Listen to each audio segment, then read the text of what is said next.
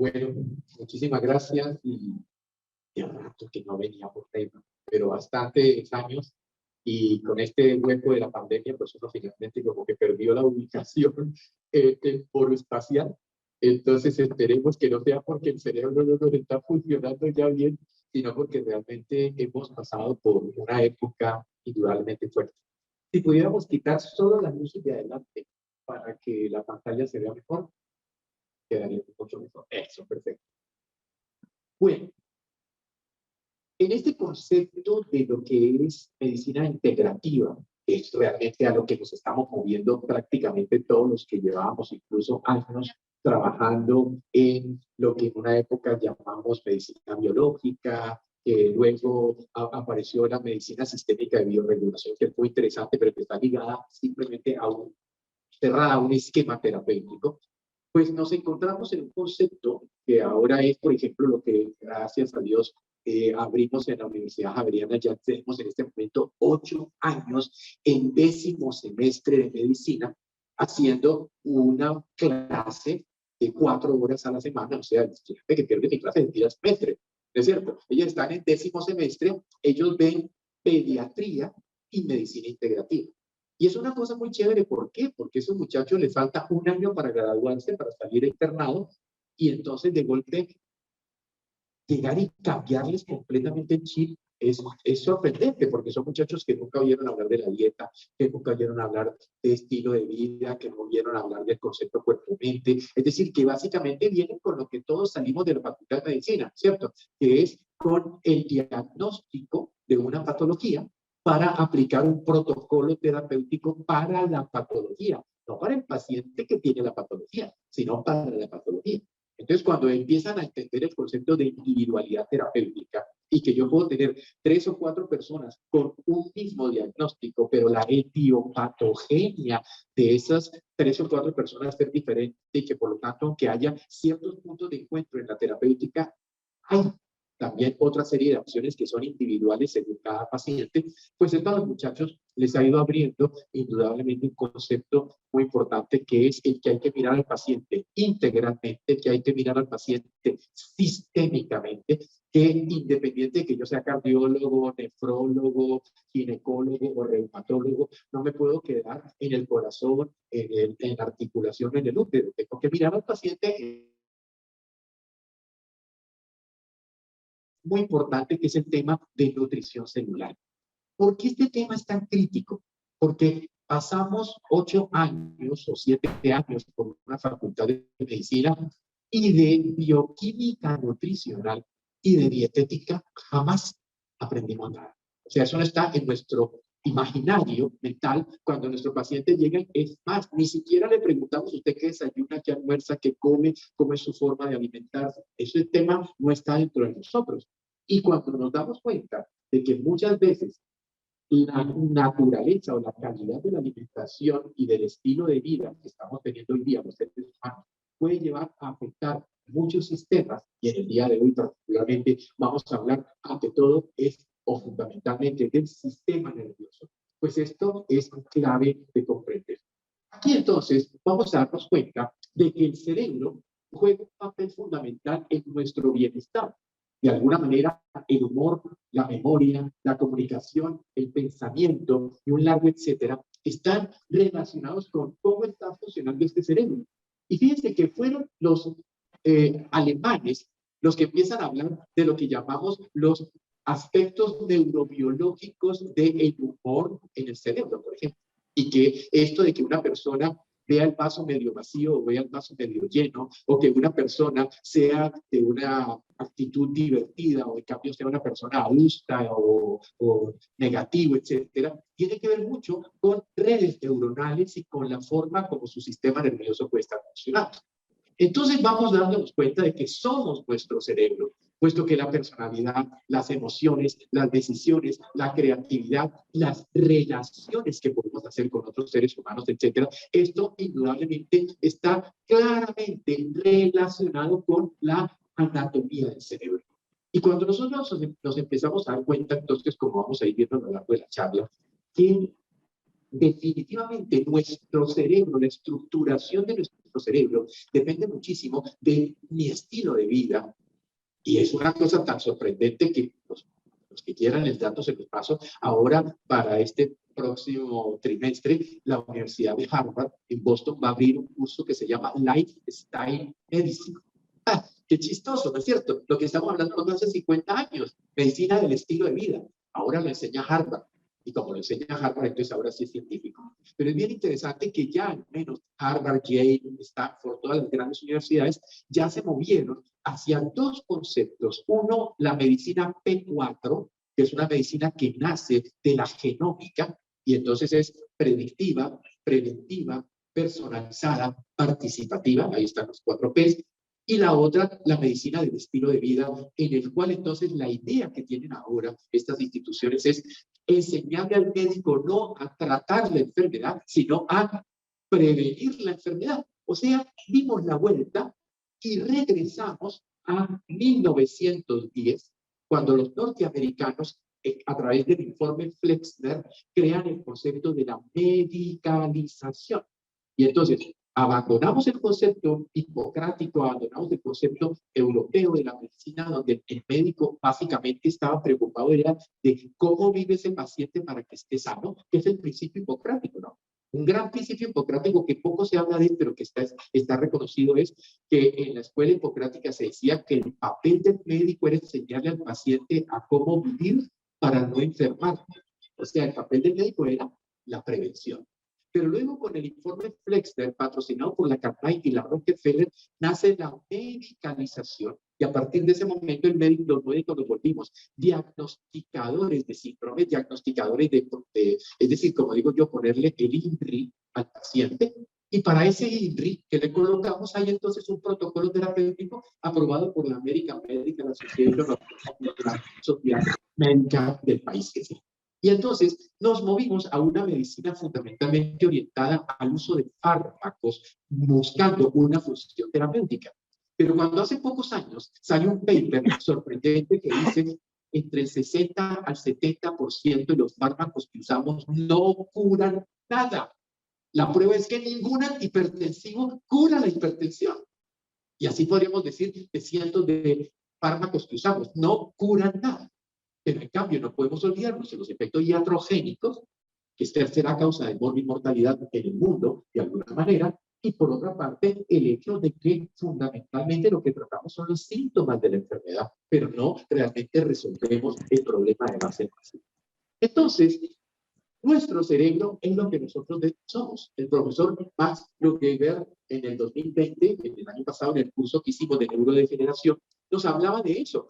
Somos lo que es nuestro cerebro. Y por consiguiente, la óptima función del cerebro es crítico para el disfrute de la vida. Porque tal vez uno de los aspectos más importantes, más interesantes que necesitamos los seres humanos es disfrutar la vida. Es tener una vida agradable, es que verdaderamente la vida tenga un sentido que la haga válida o que la haga importante para vivir. Si nos vamos al aspecto de la evolución, nos daríamos cuenta de que el cerebro humano es una tremenda maravilla evolutiva que triplicó su tamaño desde su inicio, más o menos en 5 millones de años. Y que cuando empezamos a ver desde los primeros primates, pasando luego por los prehomínidos, finalmente los homínidos, vamos observando cómo este cerebro fue creciendo de manera significativa hasta llegar al Homo sapiens sapiens, y que lógicamente esto fue relacionándose con la aparición de las herramientas y con la capacidad que tenía el hombre entonces de desarrollar actividades de tipo crear cosas para su propio bienestar, por su propia necesidad. Pero miren lo importante, cómo el cerebro humano moderno es 10% más pequeño que el cerebro humano del Homo sapiens sapiens, que era con 1.500 centímetros cúbicos.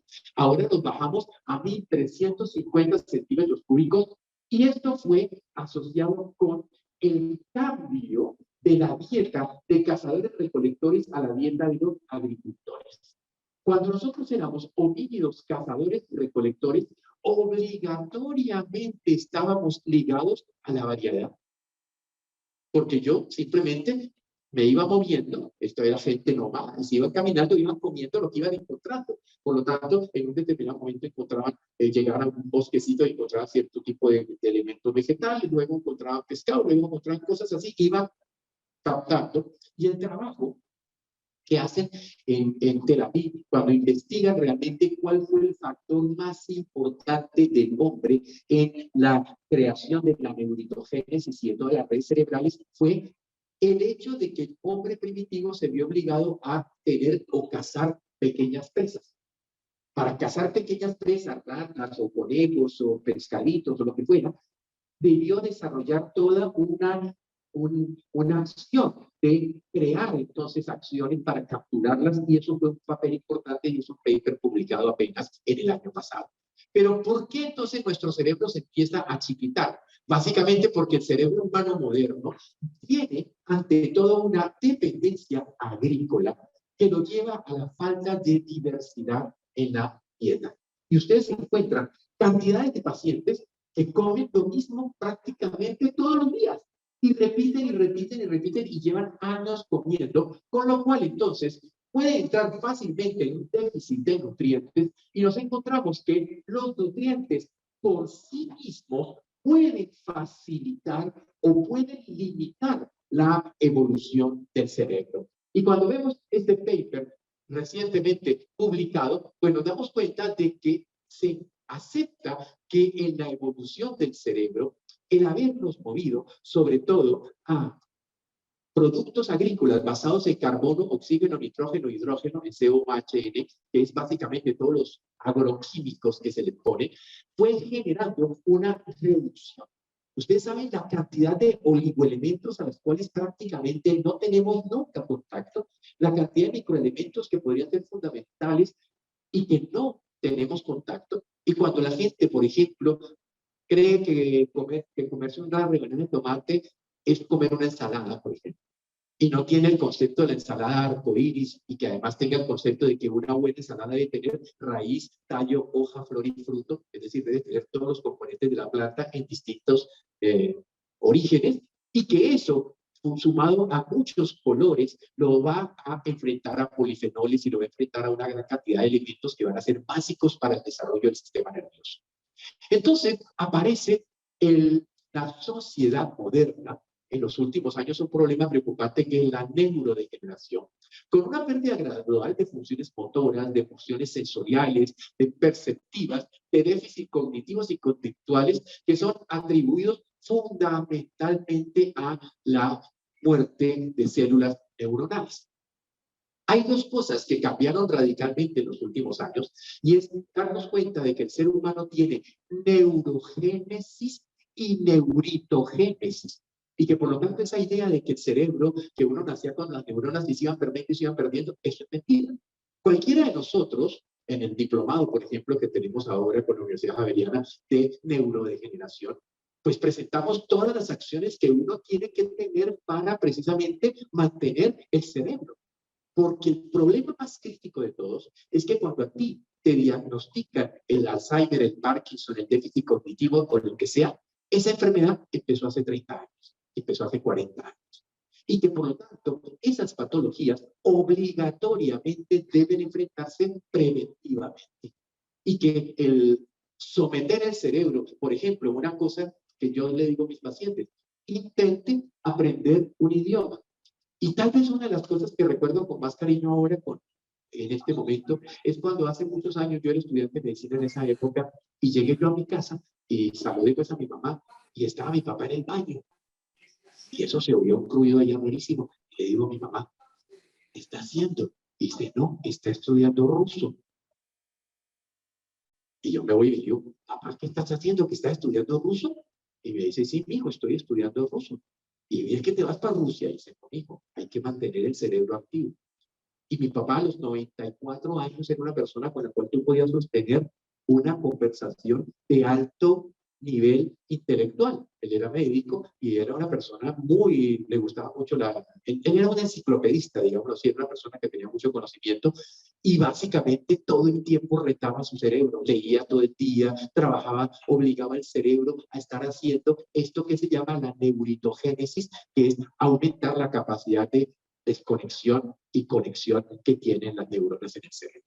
Así que entonces hay un punto importante y es la relación genética entre los humanos del Paleolítico superior, es decir, entre 50.000 a 10.000 años atrás, y las poblaciones actuales. Recuérdense que el Neolítico empieza hace 10.000 años. En ese momento es que nace la agricultura ya en forma universal y que empieza entonces a depender el hombre de lo que era la agricultura. Y si ustedes se leen ese famosísimo libro Sapiens, escrito por un profesor de historia de Tel Aviv, se van a dar cuenta cómo él dice que lo peor que le pudo pasar a la raza humana fue la agricultura, fue la llegada de la agricultura, porque impactó no solamente desde lo biológico, sino también desde lo social, y que fue un factor interesante de mirar en ese libro.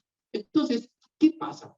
Resulta que lo más viejo que han podido medir es 40.000 años. El ADN de hace 40.000 años, o sea, del periodo de lo que sería el Paleolítico superior.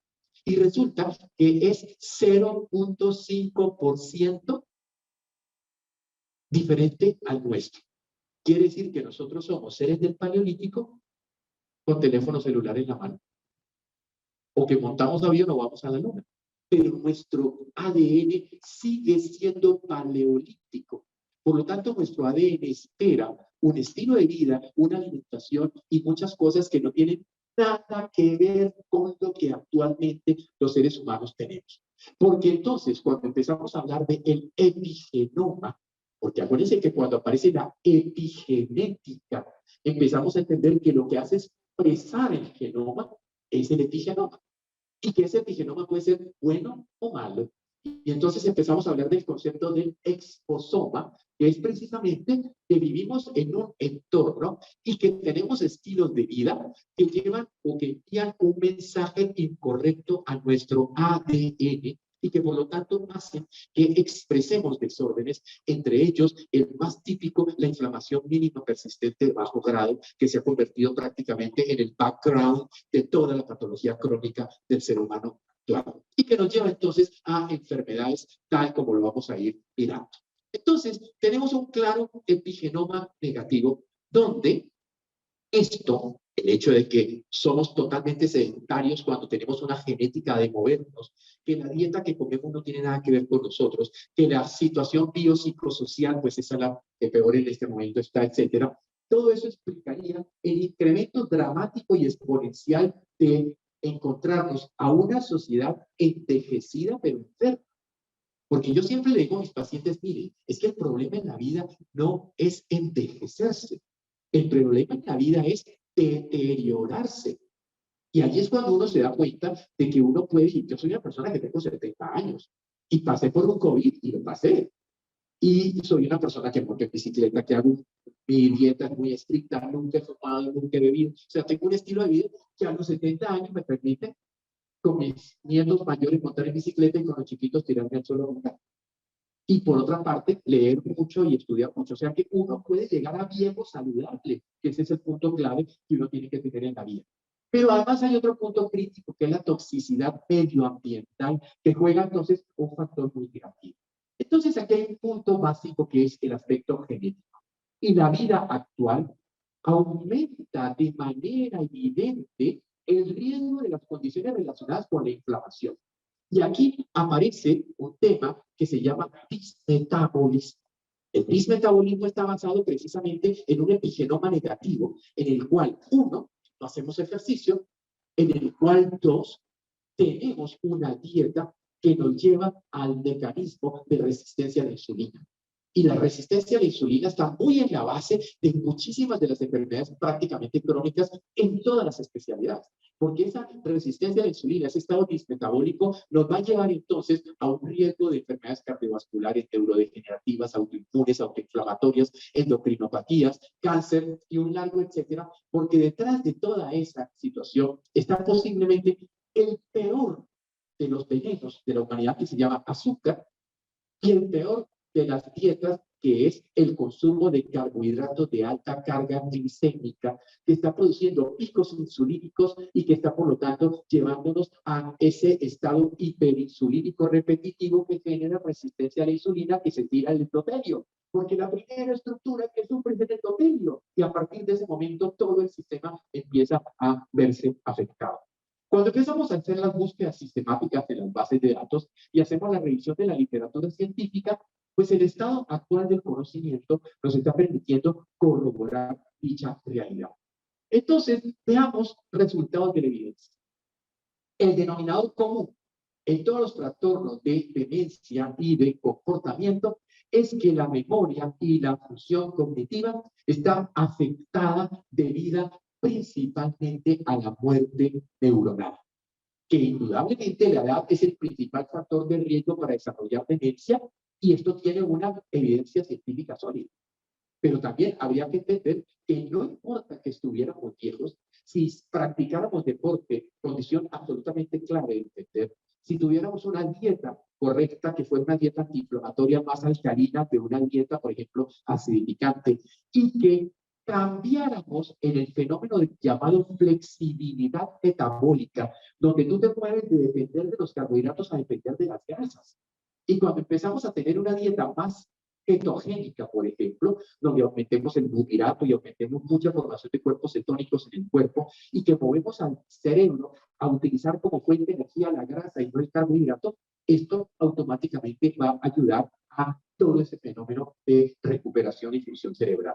Por tanto, dentro de la progresión de la demencia, se sabe que retrasa en personas mayores una vida activa, y aquí, pues dicen las investigaciones que la evidencia científica es moderadamente sólida.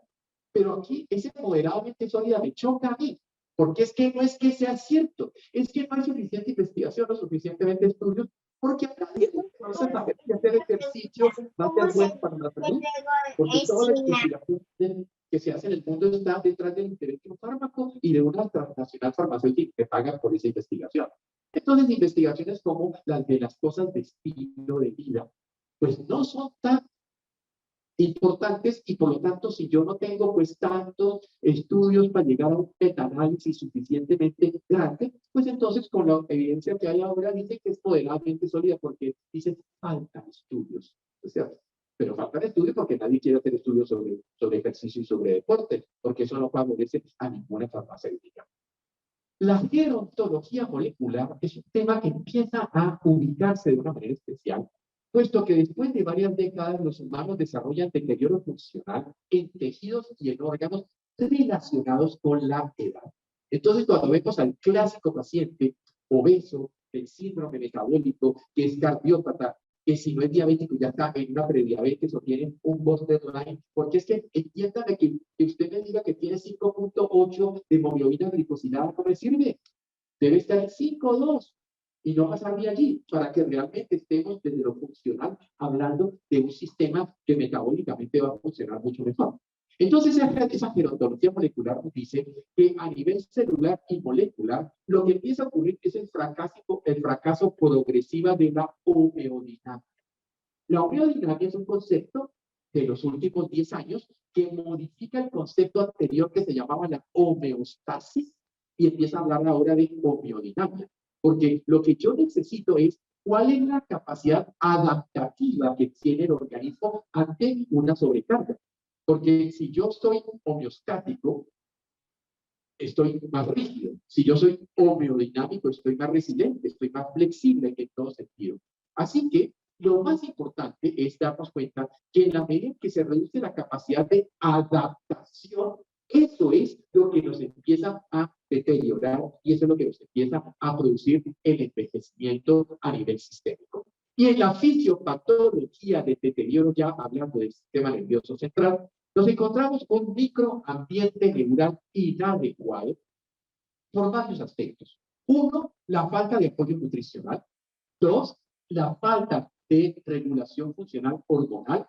y de factores tróficos que ayuden entonces a el mantenimiento. Y hoy día, cuando estamos dándonos cuenta de que casi todas las enfermedades crónicas tienen en el fondo oculta una mitocondriopatía, pues entonces nos damos cuenta de la importancia de todo aquello que ayuda al buen funcionamiento de la mitocondria. Pero también tenemos en el otro punto la presencia de microbios y de patógenos. Tenemos los fragmentos inflamatorios. Y fíjense que hay una cosa interesante. Para los que hace muchos años conozco y que me conocen, pues en la época de la homotoxicología de Reykjavik, hablábamos de la importancia de la desintoxicación y el drenaje, de la importancia de trabajar sobre el microambiente, la matriz extracelular, que en esa época llamábamos el sistema básico de Pischinger, en honor al médico de la Universidad de Viena, que habla por primera vez de que el tejido extracelular no es material de relleno, sino que es la estructura que garantiza que se den las condiciones para que la célula opere y funcione correctamente.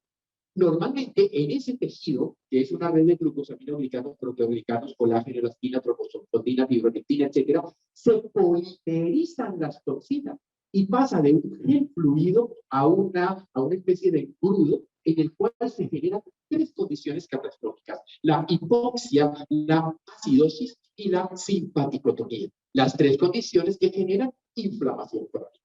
Entonces, evidentemente, la presencia de fragmentos inflamatorios que quedan en el tejido porque no hacemos desintoxicación, y por otra parte, la resistencia a la insulina, que se ha vuelto casi un fenómeno universal, sumado a la presencia de neurotoxinas.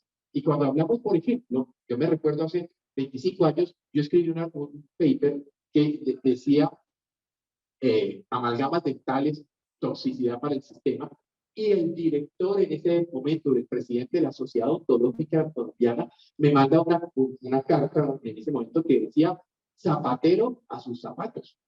Porque dice que yo médico, ¿por qué me estaba metiendo en el tema de odontología? Yo le dije: mire, doctor, con todo respeto, yo acabo de llegar de la Universidad de Viena, allá conocí al profesor Thomas Key, que es el primero que demostró la toxicidad del mercurio y la neurotoxicidad del mercurio. Pero también resulta que ustedes vienen de una región donde hay mucho rojo, ¿cierto? Bueno, pues tenemos la neurotoxicidad del arsénico. Y así sucesivamente tenemos una gran cantidad de cosas. ¿Y saben qué es lo más triste de todo? Que ahora que todos los políticos que quieren que el glifosato, que hay que poner glifosato, es neurotóxico. Es tremendamente neurotóxico, no solamente carcinotóxico, es neurotóxico, y mucho de lo que llamamos también las excitotoxinas, como por ejemplo sustancias como el glutamato monosódico, presente en una intensa cantidad de alimentos comerciales, allí estamos metiéndole neurotoxinas al sistema. Y entonces, ¿qué ocurre en esta fisiopatología del desarrollo? Se crea aquí, como consecuencia de todos estos factores, de la toxicidad, de la inflamación persistente, de la resistencia a la insulina, de la dieta inadecuada, del estrés, de la hipercortisolismo, de todo lo que ustedes quieran, se empiezan a generar una serie de plegamientos en las proteínas del cerebro que generan estas cuatro, que se les llama hoy día, o se les conoce como los cuatro jinetes del apocalipsis en el cerebro. ¿Por qué? Porque producen señalización sinaptoclástica.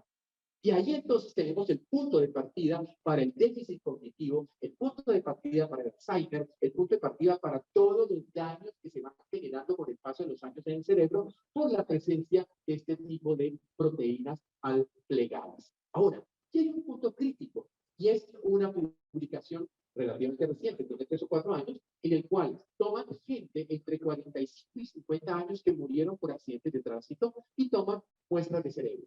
Lo llevan a patología y, a sorpresa, más o menos el 70% ya tenía este tipo de proteínas y no tenía absolutamente ninguna clínica de deterioro cognitivo. Eran personas de 45, 50 años completamente normales, pero ya tenían estructuración en el cerebro para que 20 o 30 años después apareciera la enfermedad neurodegenerativa. Por eso es que el diplomado que estamos haciendo busca es hablar de ese tema. Tenemos que actuar preventivamente, porque la enfermedad ya puede incluso tener morfología en el cerebro 10, 20 o 30 años antes de que el paciente empiece a hacer clínica y que empecemos entonces ahora a ponerle el diagnóstico X o Y. Así que uno de los puntos claves que necesitamos aquí es la modulación de la neuroinflamación. Y aquí aparece un concepto nuevo que cambió completamente, revolucionó completamente la medicina, que es el diseasoma, que es la red de las patologías crónicas que tienen una clara relación con la neurodegeneración. Cuando se hace este paper en los procesos de la National Academy of Sciences, the Human Disease Network, nos muestran entonces algo, que cuando se estudian los genes, resulta que los genes, un gen puede participar en varias patologías aparentemente diferentes. Y entonces es cuando se empiezan a dar cuenta de que todas las enfermedades de alguna u otra manera están interconectadas y que la genómica nos llevó a entender este concepto del diseasoma o desea de que las enfermedades no son eventos aislados, sino que son eventos que están interconectados. Y nos lleva ahora a la aparición de lo moderno que se llama Network Medicine, la medicina de redes, donde estaría basado la mirada de las enfermedades humanas en una aproximación, en un approach basado en las interconexiones, las redes que están interconectadas. Entonces usted me dice, red, ¿cuál red? Good Brain Axis, el eje intestino-cerebro, por ejemplo, esa es una red. Pero cuando yo hablo de psico, neuroinmune, endocrinología, estoy hablando de 4 redes, ¿es cierto? Es decir, cuando empezamos a darnos cuenta de que una enfermedad neuroinmune, una enfermedad neuroendocrina, es decir, todas esas cosas están implicando redes interconectadas funcionando patológicamente. Aquí entonces entramos a un tema importantísimo que es claramente el tema de la neurodegeneración inflamatoria. Aunque tenemos 7 motivos distintos para producir neurodegeneración, el tema inflamación es al que le quiero dar mayor prioridad en el día de hoy.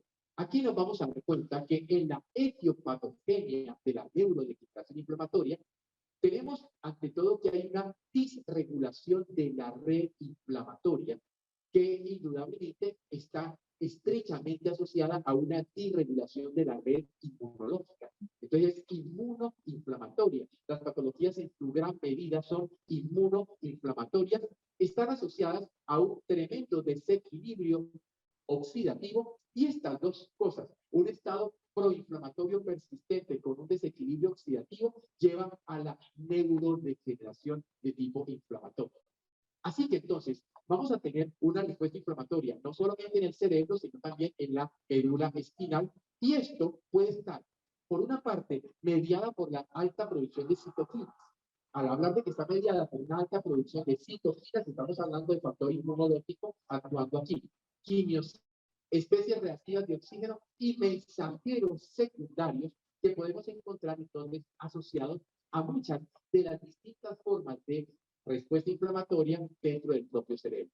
La neuroinflamación tendrá entonces consecuencias inmunes, fisiológicas, bioquímicas y psicológicas que son realmente el resultado final, el resultado clínico, el resultado que nosotros vemos en el paciente a esta situación de neuroinflamación. Y el impulsor clave de la propagación de proteínas patológicamente mal plegadas en el cerebro es la neuroinflamación. Así que, por ejemplo, para nosotros es absolutamente importante determinar cosas tan claves o tan simples o tan sencillas como la proteína C reactiva de ultrasensible, que ya me puede estar diciendo aquí hay una inflamación sistémica, pero a veces pueden haber cosas tan sencillas como coger triglicéridos sobre HDL y si triglicéridos dividido por HDL tiene un factor mayor de 2, ese paciente tiene inflamación silenciosa. Hay una cantidad de truquitos desde el punto de vista clínico que me están diciendo ese paciente está inflamado. Y en la etiopatogenia, entonces, aparecería desórdenes cardiovasculares, metabólicos, cáncer, obesidad, etcétera, porque todas estas patologías son inflamatorias. Prácticamente todo lo que está afectando al ser humano en el mundo actual es de tipo inflamatorio y entonces tenemos como peor situación la inflamación mínima persistente de bajo grado, conocida también como inflamación silenciosa, que está asociada inherentemente al declino cognitivo, a la depresión, a la ansiedad y a la reducción del volumen encefálico. Ustedes saben que hace poco apareció una publicación que habla de que en la medida en que el diámetro de la cintura aumenta, el cerebro disminuye. Hay una relación inversa entre cuán barrigón estoy yo y cuánto se disminuye el tamaño de mi cerebro. O sea, ¿por qué? Porque, como se dice claramente, todo gordo está inflamado. Y todo gordo está inflamado, ¿por qué? Porque básicamente en la grasa visceral lo que tenemos son macrófagos proinflamatorios que están generando una cantidad de citoquinas. Así que la etiopatogenia en la neuroinflamación es multidimensional, pero la resistencia a la insulina y lógicamente la diabetes pueden disparar peligrosamente la cascada inflamatoria, las enfermedades por sobrenutrición, que es lo que lleva, porque no, el gordo no está bien nutrido. Por regla general, el gordo está tremendamente desnutrido y entonces obesidad, diabetes y síndrome metabólico están asociados a comer excesivamente, pero comer mal. La mala calidad del sueño empeora la inflamación y de hecho hace tiempo a esto no se le prestaba ninguna importancia y en los últimos años el grupo del doctor Loren Hood en Estados Unidos pues ha dicho que prácticamente dormir bien puede ser tan importante como comer bien o cualquier otra actividad. O sea que dormir bien es fundamental.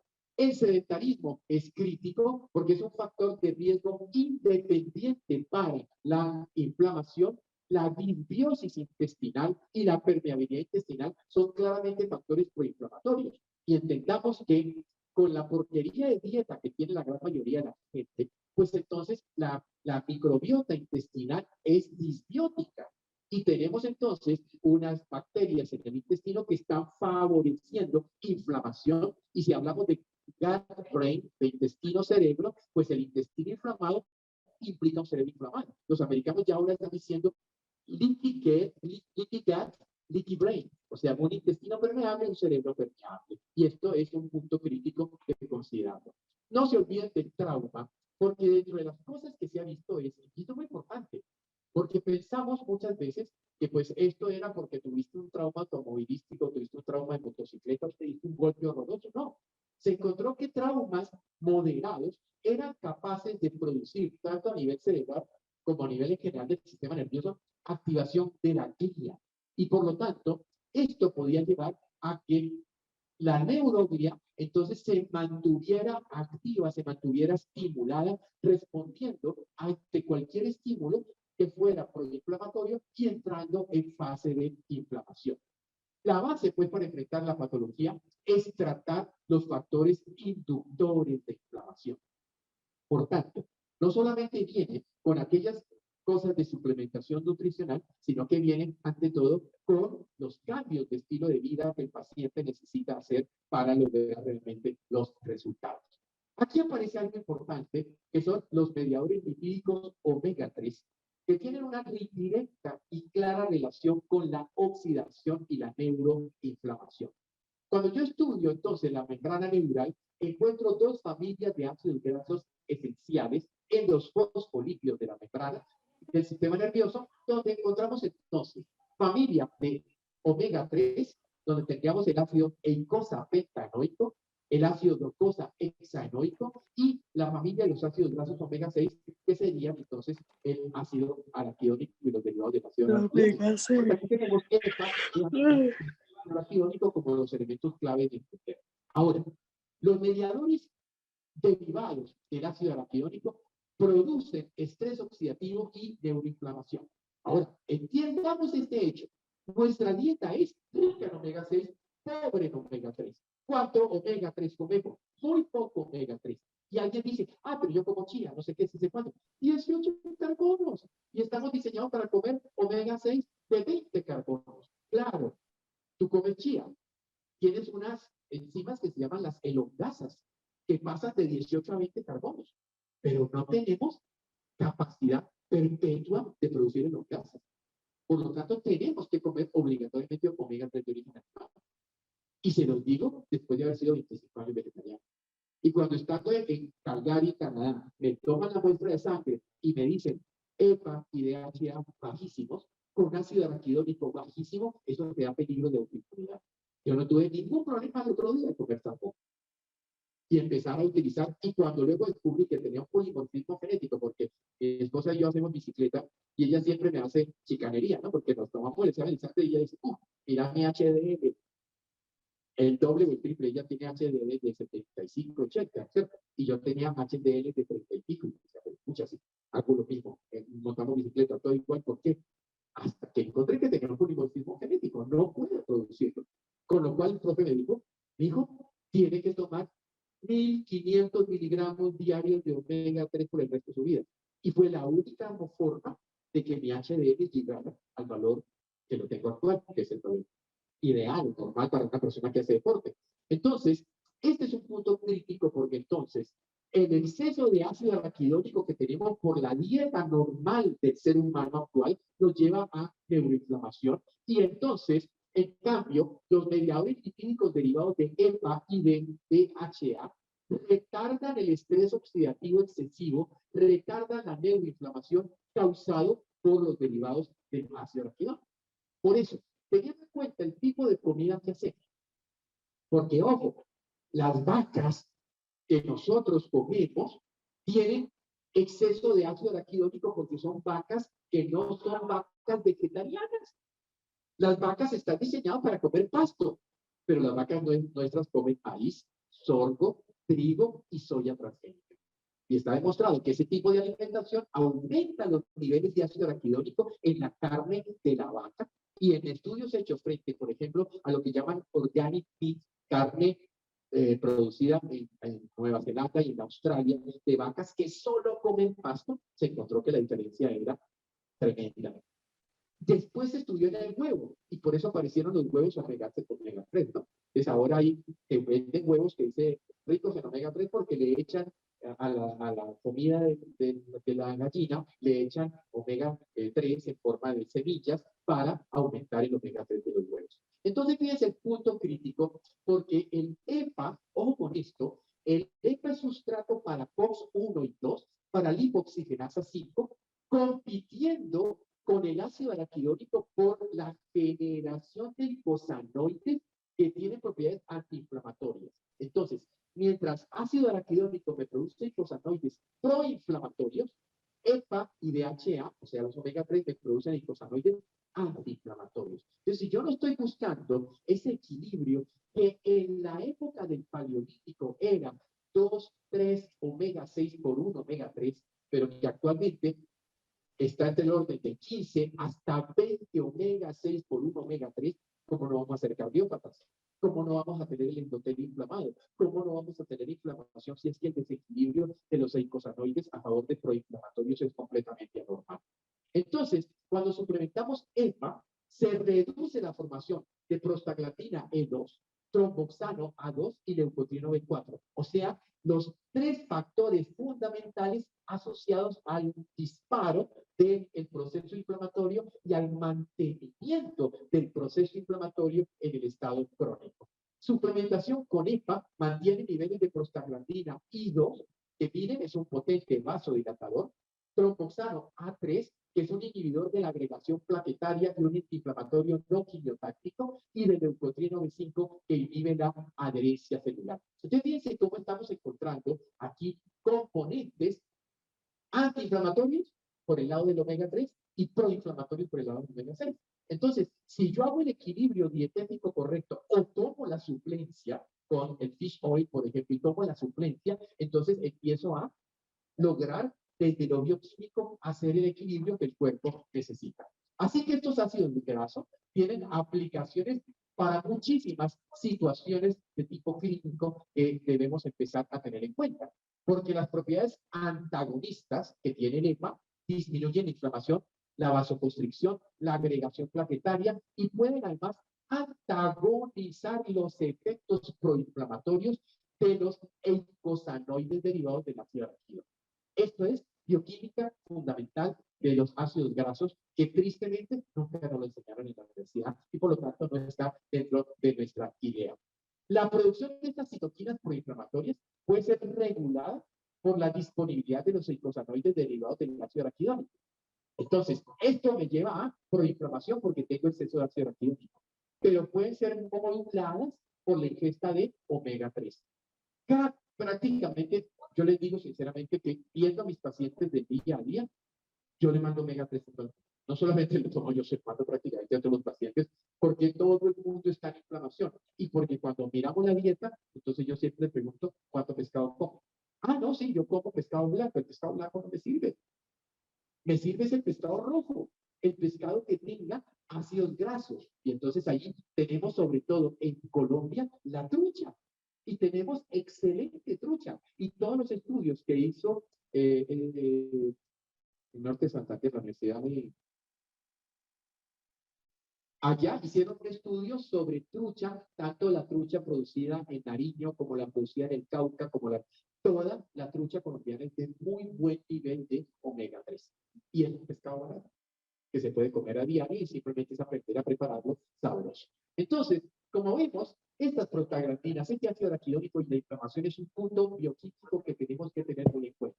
Pero además, el omega 3 actúa a nivel genético, actúa lo que se llama nutriepigenoma, ¿no es cierto? O sea, yo puedo actuar desde la nutrición sobre la epigenética, modulando los genes de citoquinas, modulando los genes de adherencia celular, reduciendo pues la tendencia proinflamatoria que hay en ciertos genes a través del estímulo que el omega 3 produce. Afecta vías de señalización intracelular, por ejemplo, la activación de factores como el factor nuclear kappa beta o los PIPA.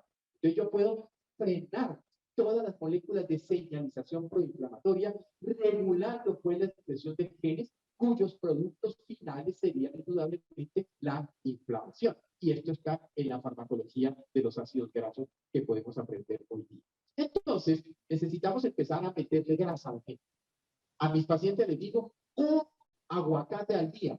Y si es muy grande, pues medio aguacate. Pero hay que comer aguacate todos los días. Nueces, almendras, avellanas, todo eso hay que comer todos los días.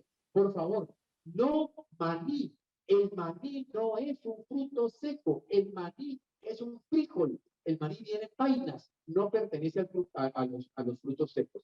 Y esto nos va a ayudar entonces que haciendo una alimentación rica en omega 3, podemos entonces favorecer la salud mental y podemos favorecer la calidad de la vejez y evitar sobre todo el deterioro del sistema nervioso. Entonces, la investigación nos va mostrando que sí hay un papel neuroprotector del omega 3, hay un rol en la producción de lípidos mediadores pro resolución y antiinflamatorios. Lo último que aparece con el profesor Charles Serhan de la Universidad de Harvard, hace ya más o menos unos 10 o 15 años, fue el concepto de la resoleómica. Resulta que el cuerpo tenía la capacidad de producir lipoxinas, marecinas, neuroprotectinas, es decir, de producir un mundo de moléculas de resolución de inflamación. Pero todas las moléculas endógenas capaces de resolver la inflamación son lípido-dependientes. O sea que si vos no comes omega 3, no las puedes fabricar. Entonces, ¿por qué razón montamos la inflamación, pero no desmontamos la inflamación? Porque no podemos hacer resolución. No podemos hacer resolución. Entonces, cuando hacemos este efecto neuroprotector del omega 3, entonces estamos favoreciendo algo importante que es el riesgo isquémico. Y acuérdense que el cerebro, ante todo, es un órgano vascular. Es un órgano tremendamente lleno de vasos sanguíneos a 3 niveles. Y por otra parte, también el omega 3 controla la excitotoxicidad por neurotransmisores, como sería particularmente el exceso de glutamato que aparece o se presenta muy fácilmente en muchos de nuestros pacientes. Entonces es clave ese efecto neuroprotector que tendríamos frente al daño en el cerebro que generaría, por ejemplo, la exposición a factores del entorno. Entonces miren cómo en el cerebro se nos van formando estos ovillos neurofibrilares, estas placas de beta-amiloide depositadas, etcétera. Y se demostró en un estudio de intervención la disminución de la pérdida del volumen de la materia gris cuando hacíamos un tratamiento que combinaba tanto el DHA como el EPA, que las bajas concentraciones séricas de DHA mostraban mayor cantidad de carga amiloide en el cerebro, menor volumen del cerebro y alteración en la memoria no verbal en voluntarios sin deterioro cognitivo o con deterioro cognitivo muy leve. Entonces, el que ya Es un examen que todavía no lo tenemos tan disponible, pero bueno, para algún día llegue. Yo le puedo mandar a hacer al paciente la toma de sangre que me digan cuánto DHA tiene. Y de esa manera poder dar cuenta si sus niveles circulantes, plasmáticos son muy bajos, saber que ese paciente está haciendo deterioro a nivel de su propio cerebro. Y por eso esa asociación entre los niveles séricos del DHA con la amiloidosis cerebral o muchos otros desórdenes de proteínas mal plegadas dentro del cerebro es algo que tenemos que tener en cuenta. Teniendo esa realidad de toda esta información, pues yo digo, hombre, tomar aceite de pescado a nadie le va a hacer daño, ante el seguro que le va a hacer bien, y más cuando estamos en un entorno dietético y en un entorno tóxico como el que estamos. Los avances científicos y tecnológicos en nutrición muestran cómo las intervenciones efectivas en el manejo nutricional en la enfermedad neurodegenerativa son necesarias. Necesitamos mover el paciente hacia una dieta cetogénica o prioritariamente cetogénica. Necesitamos mover el paciente hacia una dieta antiinflamatoria, es decir, necesitamos ir creando las condiciones, pero ante todo hacer la suplencia del omega 3. Estos compuestos bioactivos van a tener un efecto antiinflamatorio y van a tener entonces un claro papel de tipo neuroprotector. El omega 3 hoy día es el nutriente más estudiado por su actividad antiinflamatoria, por ser sustrato de la ciclooxigenasa y de la lipooxigenasa y por actuar en la síntesis de prostaglandinas, tropoxanos y leucotrienos de la serie antiinflamatoria. Entonces, que quede claro, producimos los mismos componentes, pero antiinflamatorios, mientras que el omega 6 nos produce estos componentes proinflamatorios. Entonces necesitamos hacer equilibrio bioquímico, que es absoluta y totalmente fundamental de tener en cuenta. Si nos vamos a la parte de salud mental, los trastornos de salud mental en mujeres, en niños y en adolescentes son un problema tremendo de salud pública, no solamente en Estados Unidos, diríamos en el mundo entero. El omega 3 tiene un enfoque nutricional para trastornos de salud mental. Hay estudios que demuestran su utilidad en la depresión postparto y allí deberíamos empezar a entender que si yo tengo una mujer que ya en el primer parto tuvo o en el parto anterior tuvo tendencia a depresión postparto o algo y ahora vuelve a quedar embarazada, hay que irse con omega 3. Porque a esta persona hay que hacerle acción preventiva y además al tener el omega 3 la posibilidad de pasar la barrera placentaria y llegar al feto, entonces me va a garantizar en la neurodesarrollo del embrión y del feto la presencia de los ácidos grasos omega 3. Esta acción va a tener pues ventajas, es totalmente inocuo durante el embarazo, inocuo durante la lactancia, muy importante darle cuando tenemos niños con bajo peso, niños con características de recién nacidos irregulados, digamos, la mamá que tome omega para que esa leche tenga omega, que ese niño lo necesita de manera muy especial. El omega 3 en trastornos de déficit de atención con hiperactividad, importante, y ahí vemos la revisión que lo demuestra, en depresión infantil, en trastornos del espectro autista, donde aquí nos estamos encontrando dos factores. En trastornos del espectro autista no solamente tengo al omega 3, tengo a la disbiosis intestinal. Los niños con trastorno de espectro autista pueden tener una importante cantidad de Clostridium difficile y van a tener entonces una situación indudablemente disbiótica que hay que tratar y que es importante, en este caso, omega 3 en autismo. Por otra parte, esa suplementación pues con el aceite de pescado en las distintas formas de presentación va a ser importante. Los estudios en humanos y en animales demuestran que esto no es para empezar cuando ya el viejito empieza con la tecladera, ¿no? No, es para empezar ahora, cuando estamos jóvenes, a los 40, 45 años, hay que empezar. O sea, lo primero que yo tengo que ver es cuál es la carga de omega 3 que tiene este paciente. Y eso lo hago muy sencillo. ¿Cómo es tu alimentación? Ahora, tenemos unos, en el diplomado les enseñamos a hacer, tenemos unos cuestionarios que a través de esos cuestionarios que el paciente responde, nos vamos dando cuenta si hay intestino permeable, si hay disbiosis, si la carga omega 6, omega 3 está desbalanceada, cómo está la parte nutricional. O sea, una serie de cuestionarios que son importantes para poder llevar a, desde el punto de vista fisiopatológico, revertir la situación frente al riesgo del daño que se nos va a producir si el paciente no tiene la cantidad suficiente. Podemos entonces utilizar entre 1 hasta 3 cucharadas al día según la situación clínica. Si ustedes ya tienen pacientes con enfermedades neurodegenerativas establecidas, si ya el paciente tiene indudablemente unas características de deterioro cognitivo progresivo en los últimos años, esos pacientes se les puede dar hasta 3 cucharadas. Es decir, estamos hablando de dar 5 gramos de omega en estos tipos de pacientes donde ya la situación está andando y cuando el proceso degenerativo está ya andando. Para cualquiera de nosotros tomarnos una cucharada al día estaría bien.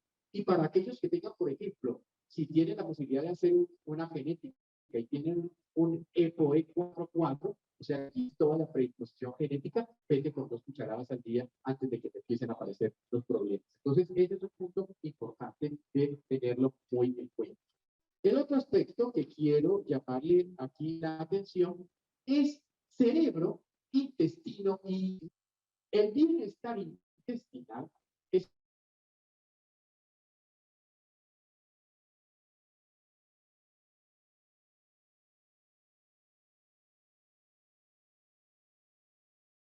sano. Es absolutamente imposible. Hoy día ya esto hay suficiente publicación, ya nadie lo pone en controversia, ya esto es una realidad. Reconocemos que hay un eje cerebro-intestino o intestino-cerebro porque es un eje bidireccional y ya conocemos cuáles son los neuropeptides, los neuropéptidos que permiten entonces esa interconexión entre unos y otros de manera derecha.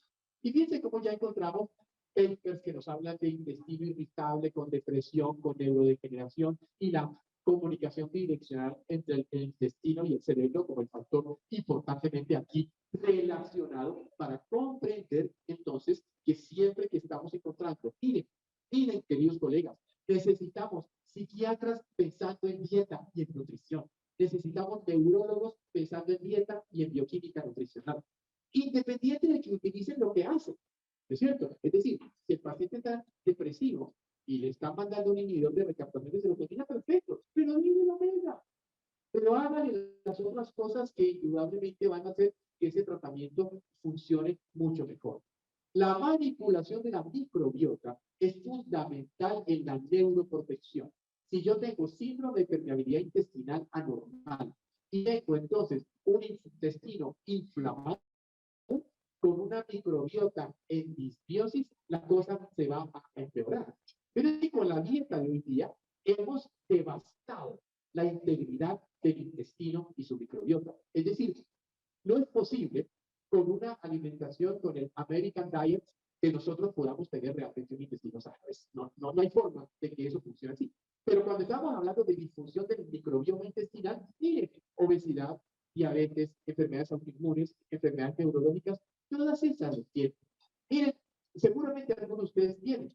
Cuando reciban estos pacientes con tiroiditis de Hashimoto, ahí inmediatamente váyanse al intestino, porque aquí es la disbiosis, es la inflamación intestinal, es la alergia al gluten, muchas cosas que por vía del nervio vago afectan a la tiroides. Y ustedes se encuentran, por ejemplo, en el famoso hipotiroidismo funcional, donde ustedes tienen una TSH elevada, pero con un T3 y un T4 normales, encuentran es que esos pacientes tienen intestinos enfermos. Y allí hay que trabajar sobre esos intestinos.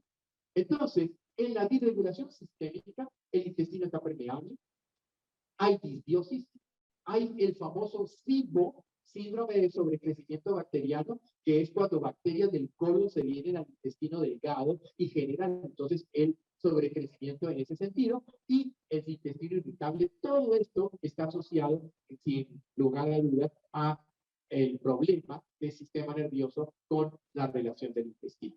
Pero además de esto tenemos los hábitos alimentarios a largo plazo, que juegan un papel crucial en la creación de una comunidad de microbiota intestinal específica en los seres humanos. Entonces, si tú no sales de la misma Coca-Cola y McDonald's y Pizza Hut y de todas esas cosas, si todo el tiempo estás siguiendo un esquema de dieta inadecuada, de dieta chatarra, tienes una microbiota enferma. Y de las cosas importantes que nos hemos ido dando cuenta es lo que se llama el challenge microbiano, o sea, irle cambiando la dieta al paciente. Entonces, que haga, digamos, a veces incluso arranco mucho con dieta keto, ¿cierto? Meto al paciente en dieta keto por lo menos durante 4 semanas, 6 semanas para bajar la inflamación, para bajar la inflamación. Pero luego entonces empezamos a hacer, digamos, 2 días keto, luego lo pongo en 2 días puramente vegetariano, luego lo pongo en 2 días con mayor cantidad de carbohidratos, pero no a partir de cereal, sino a partir de fruta y de vegetales o de verduras, faináceas, por ejemplo, etcétera. Y vamos cambiando cada 2 o 3 días, lo ponemos en una dieta distinta. La rotación de la dieta obliga a la microbiota intestinal a irse adaptando. Si tú te quedas siempre con la misma dieta, terminas teniendo una microbiota que no varía. Y como hoy día se dice en las investigaciones, la variabilidad de la microbiota es posiblemente el factor más importante para la salud.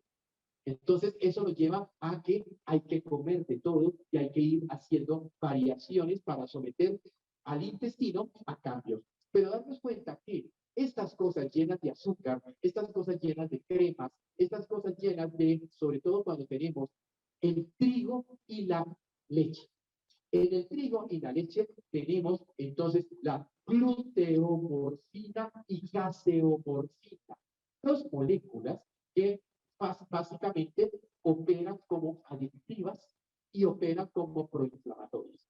Por eso casi de las cosas que hay que arrancar quitando a los pacientes de entrada es leche y trigo. Ahora, si el paciente tiene cómo pagar los $150 del examen de nutrigenómica, pues le mandamos a hacer el examen de nutrigenómica. Y ahí me dice si hay polimorfismos genéticos que le salió que no puede comer trigo y leche, no puede comer trigo y leche porque su genética no se lo permite. Pero de otra parte, para desinflamar, podemos quitar al principio, si el paciente no tiene polimorfismos genéticos que impidan comer estos alimentos, se los vamos introduciendo muy suave y solo se los dejamos que lo coman por periodos cortos y no todos los días, como es lo que muchas veces terminamos haciendo. Las bacterias intestinales juegan pues un rol especial en la salud del intestino y del cerebro a través del eje intestino-cerebro. Modulan la calidad de las bacterias intestinales para prevenir la disbiosis. Y por eso yo tengo que estar viendo, no solamente en las dietas, sino que a veces cuando el paciente tiene desórdenes ya como el SIBO o tiene la presencia de Clostridium difficile o tiene ya una microbiota patógena, necesito entonces dar terapéuticamente bacterias para la prevención de la neurodegeneración. En la microbiota sabemos que impacta la red inmune, la red metabólica, la red hormonal y la red neural. O sea, tener el intestino inflamado y tener disbiosis intestinal prácticamente nos genera patología sistémica. Y miren que hoy día se está viendo esa disbiosis del intestino con el intestino permeable, con la proliferación epitelial intestinal, con los desórdenes neurológicos y nos lleva entonces a entender que esto hoy día ya está aceptado, ya está publicado y ya está referenciado. Allí entonces nos encontramos este producto que se llama el Yarrodophilus EPS, que es muy interesante por una simple y sencilla razón. 8 especies de probióticos. La gran mayoría de lo que hay en el mercado tienen 2 o 3. Mucho de lo que tenemos en el mercado está más orientado a la diarrea, está más orientado a ese tipo de situaciones que a repoblar el intestino. Entre mayor sea el número, digamos, de 5 para arriba sería lo ideal, pero 8 ya es un buen número, 10 es también excelente, tendríamos entonces la posibilidad de encontrarnos con una serie de bacterias, dentro de las cuales quiero llamar la atención de el Lactobacillus rhamnosus, posiblemente uno de los más conocidos, de los más estudiados, que es un productor de polisacáridos que facilita la colonización intestinal y estimula la respuesta inmune. O sea, es un inmunoprotector. No se olviden, el 60% del sistema inmunitario está en el intestino. El 60% del sistema inmunitario está en las placas de Peyer y en todas esas estructuras inmunológicas del sistema gástrico. El Bifidobacterium longus, que coloniza y estimula la respuesta inmune y promueve el crecimiento de otras bacterias genéticas. Y el Lactobacillus acidophilus, que ayuda a descomponer la lactosa, sobre todo teniendo en cuenta que mucha gente que no de lactosa, pues está tomando productos lácteos o a veces vienen escondidas por ahí en lo que estamos comiendo. Lo más seguro es que esto que se está sirviendo, algo debe tener de lácteo allí escondido. Entonces, de esa manera, tenemos además los lactococcus y los pediococcus que reducen el deterioro causado por las bacterias hostiles, actuando pues como protector de la mucosa, que es absolutamente clave y fundamental. Tiene mayor potencia, 5 billones de microorganismos por cápsula. Si no tenemos más de 2.5, eso no vale la pena. Hay muchos productos por debajo de 2.5 y esos probióticos no van a hacer realmente un efecto terapéutico como el que podemos necesitar. Es estable a temperatura ambiente, esto es muy bueno, no necesita pues refrigeración. Y el recubrimiento entérico protege frente al ácido estomacal, lo cual entonces permite que sobre todo su liberación se haga prioritariamente a nivel del intestino delgado, que es donde necesitamos ante todo que se dé el efecto. Y el último punto que quiero tratarles en el día de hoy es el tema de neurotransmisores. El cerebro humano, con 10 a la 11 neuronas, tiene alrededor de 1000 conexiones o sinapsis que se comunican con otras neuronas. Por lo tanto, el cerebro humano puede contener entre 10 a la 14 a 10 a la 15 conexiones sinápticas. O sea, esto es impresionante. Y nosotros necesitamos entonces que esa capacidad de conectarse y desconectarse, que esa actividad permanente de la neuritogénesis en el cerebro se mantenga eficiente. Los transmisores, como todos sabemos, son sustancias producidas por las células nerviosas capaces de alterar el funcionamiento de otras células que lo pueden hacer bien sea de manera bien breve o bien sea de manera durable. Y por eso hoy día hay mucha publicación alrededor del tema de neurotransmisión. Ahora, estos neurotransmisores pueden ser tan importantes como la serotonina para mantenerse feliz, como el GABA para relajarse o como la acetilcolina para aprender y recordar. Entonces, de las cosas importantes, nosotros utilizamos en la clínica, tenemos un equipo que alguno de nosotros lo tenga también, el STEC, que permite entonces, mediante técnicas de bioimpedancia, darnos cuenta de cómo están los neurotransmisores del sistema nervioso del paciente y darnos cuenta, pues, si está en deficiencia de serotonina, que es muy frecuente, o a veces también en falla en GABA, con el cual no se puede frenar entonces el exceso de dopamina, que puede hacer que el paciente se desequilibre mucho en su comportamiento. Entonces, cuando hay niveles bajos de serotonina y de noradrenalina, esto se manifiesta en forma de depresión. Y la persona, entonces, simplemente va a mantenerse en un círculo vicioso hacia este problema. Ahora, en los estudios en voluntarios sanos, se vio que las manipulaciones del sistema central de la serotonina, entonces, produciría cambios específicos en el funcionamiento cognitivo. Si yo puedo entonces optimizar y mejorar la función de la serotonina, podré entonces mejorar la función cognitiva y el bienestar emocional. Ahora, aquí hay una cosa importante que ustedes tienen que tener en cuenta. Prácticamente la gran mayoría, 60, 70, 80% de la serotonina se produce en el intestino, no se produce en el cerebro. Por lo tanto, no podemos pensar en un psiquiatra formulando antidepresivos y que no esté pensando en la microbiota del paciente, que no esté pensando en la dieta del paciente, que no esté mirando cómo arreglar el funcionamiento intestinal para que la producción endógena de serotonina pueda mejorar. Entonces, ese performance que puedo mejorar a nivel del cerebro humano, cuando tengo los buenos niveles de serotonina, es clave y fundamental para lograr individualmente progresar y funcionar bien en todo lo que tengo que hacer. El paciente, por ejemplo, con enfermedad de Parkinson, el sistema serotoninérgico también se ve afectado. Entonces, es muy clave porque a veces no nos damos cuenta de que tenemos que mirar el espectro total de los neurotransmisores y no quedarnos solamente con la dopamina, por ejemplo, y la L-dopa al paciente se queda simplemente en la utilización de L-dopa y no están mirando cómo están los demás neurotransmisores. Eso es bien importante que lo tengamos en cuenta el papel de serotonina, por ejemplo, en Parkinson, como una de las cosas que ya está llamando poderosamente la atención. Ahora, ¿De dónde viene esa serotonina? Del L-triptofano, que es el aminoácido primario a partir del cual el cuerpo fabrica o crea la serotonina. Por lo tanto, no triptofano es igual a no serotonina, lo cual es igual a un estado de ánimo muy infeliz o al menos difícilmente feliz. Esto nos llevaría pues a pensar en cosas interesantes, porque se ha visto que si se alimenta una persona con una mezcla de aminoácidos sin triptofano, en cuestión de horas, días, esa persona entra en estado depresivo o entra en manifestaciones de tipo depresivo. Entonces es clave entender la importancia del triptofano. Pero cuando empezaron a dar triptofano para la parte terapéutica, se encontraron con un problema. Se necesitaban dar cantidades muy grandes, muy altas de triptofano, que tenía entonces, pues, el problema también del costo y de depender, pues, de poder contener cápsulas o productos farmacológicos que tuvieran alta concentración. La absorción del triptofano tiene un transportador compartido, por lo tanto, ¿qué hace? Que cuando yo doy triptofano, pues ese triptofano tenga que entrar a competir con otros aminoácidos por el mismo transportador.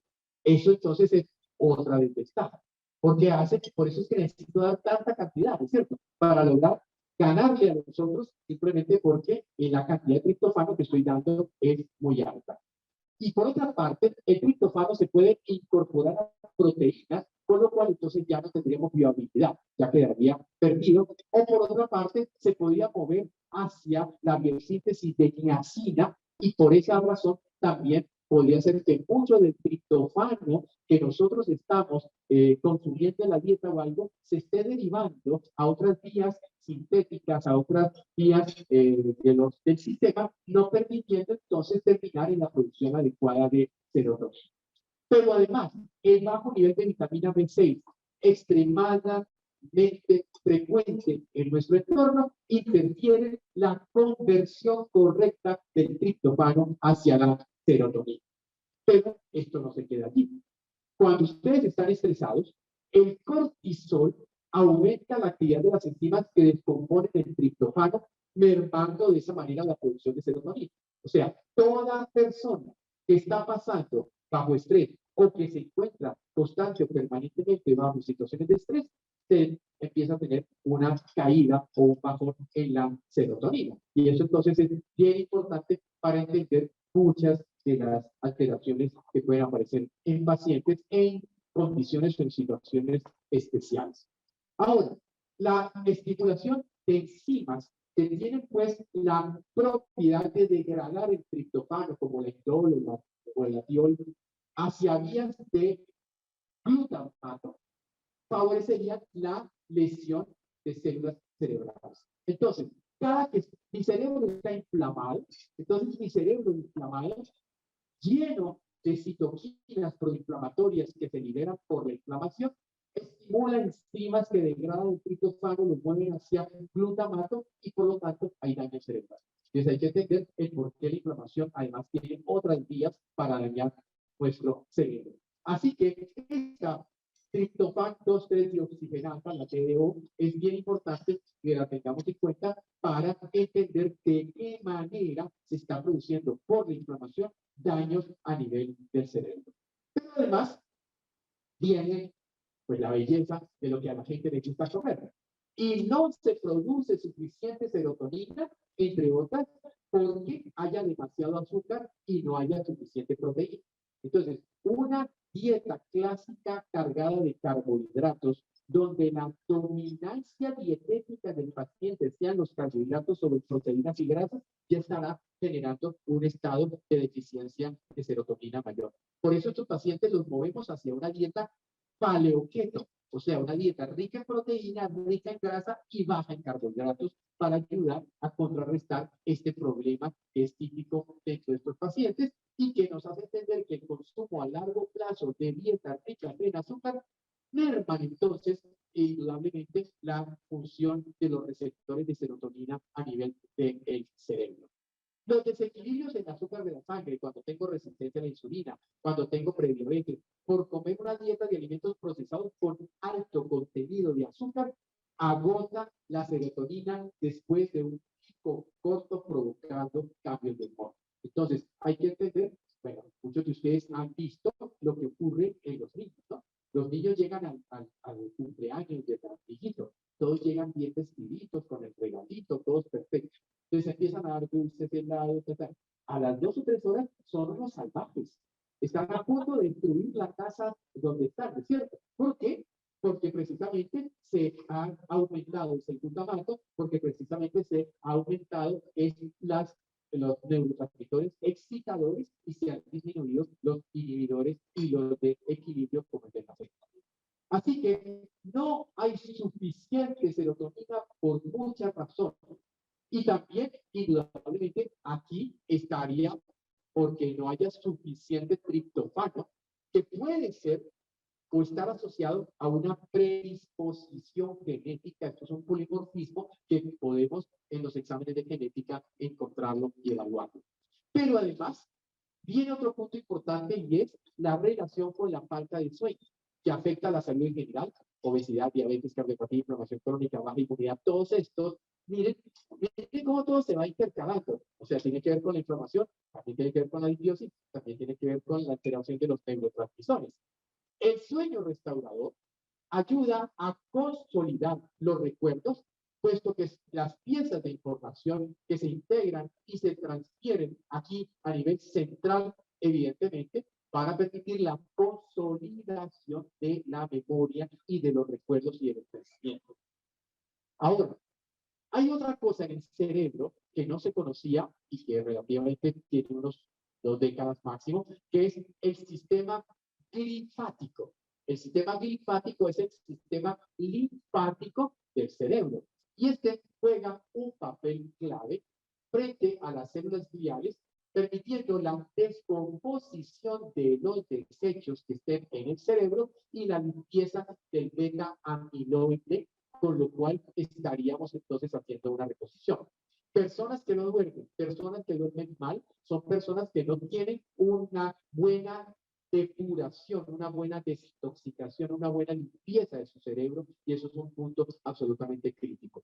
Durante el sueño profundo, las células gliales se encogen hasta un 60% de su tamaño, lo cual entonces permite indudablemente que se lleve a cabo todo este proceso claramente depurativo. Cuando hay deprivación del sueño, se incrementa la inflamación y se incrementa la resistencia a la insulina, dos factores que ya dijimos muy bien son factores negativos en ese sentido. Entonces, ¿qué nos queda claro? Serotonina y melatonina regulan sueño, estado de ánimo, temperatura y apetito. Entonces, si podemos realmente mejorar el tenor de serotonina y melatonina en el cerebro, va a ser muy útil. Ahora, ya les dije, el triptofano que empezó a usarse terapéuticamente funcionaba, pero se requería que el paciente tomara entre 1 hasta 5 gramos, lo cual lo hacía indudablemente pues, no viable desde el punto de vista terapéutico, y esto llevó a buscar alternativas. Y aquí apareció este 5-hidroxitriptofano, el 5-HTP, que es un aminoácido producido endógenamente, que proviene del L-triptofano y que es el precursor inmediato de la serotonina y de la melatonina. Por lo tanto, entonces, estaríamos nosotros dándole el precursor para facilitar la síntesis en ese sentido. Y fíjense cómo ya desde 1998, de hecho no existe ni siquiera el abstract del artículo, se hablaba del 5-hidroxitriptofano como un precursor clínicamente efectivo en la serotonina. Pero posteriormente, ya publicaciones como esta del 2006 nos habla entonces de serotonina a la carta, ¿no? En el sentido de que si damos aquellas cosas que provean 5-hidroxitriptofano, podríamos entonces mejorar los niveles dentro del cuerpo. Impacta otros neurotransmisores, como dopamina y norepinefrina, sin actuar como precursor para su síntesis, sino que actuaría indudablemente como modulador. Entra a actuar como un componente que regula y por otra parte no se incorpora con las proteínas, por lo tanto no lo perdemos en esa vía. No es utilizado para producir niacina, tampoco lo perdemos por esa vía y no requiere un transportador intestinal como lo hacía el triptofano, que entraba entonces a competir por el mismo transportador contra otros aminoácidos. Así que participa en pocas rutas biocinéticas, por lo tanto es menos susceptible de desviaciones metabólicas si lo comparáramos con el triptofano, que sería indudablemente el elemento que se había estado utilizando. Se absorbe bastante bien por una dosis oral y de hecho alrededor del 70% de la dosis que estamos dando termina circulando en el plasma del paciente. Se ha demostrado que atraviesa la barrera hematoencefálica aumentando la síntesis de serotonina a nivel del sistema nervioso central. Pero miren algo bien interesante. Influye sobre la leptina. Y acuérdense de que aquí hay una cosa, cuando tenemos muchos de estos pacientes que no logran bajar de peso, lo que tienen es resistencia a la insulina y resistencia a la leptina. Tienen esta doble situación. Con lo cual, usted le cambia la dieta, le mejora la resistencia a la insulina, pero no le mejora tanto la resistencia a la leptina. Y aquí es donde el 5-HTP puede ayudar entonces a regular la ingesta de energía y sobre todo la regulación del apetito, que es un factor tan determinante por el lado de la leptina. Ahora, ¿de dónde viene el 5-HTP que tiene Jarrow? Viene de un producto natural.